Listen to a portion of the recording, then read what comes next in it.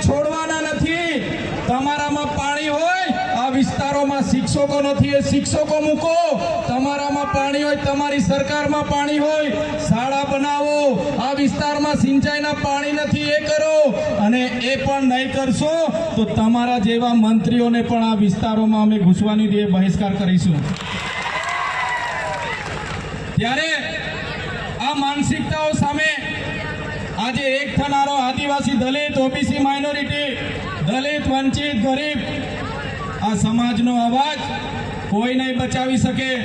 Police વિભાગના અધિકારીઓને પણ આજના જાહેર મંચ પરથી કહીએ છીએ, અમારા જેવા ચૂંટાયેલા પ્રતિનિધિ હોય, પીઆઈ, પીએસઆઈ, એસપી હોય કે કલેક્ટર હોય, આપણો પગાર પ્રજાના ટેક્સમાં આવે છે। આપણે બધા આ પ્રજાના સેવક છે ને આપણે સેવા કરવા માટે આવ્યા છે। ત્યારે આ બધા ધારાસભ્ય, આ બધા મંચસ્થ નેતાગણ માત્ર નેહા કુમારી સામે નથી લડવા માટે આવ્યા।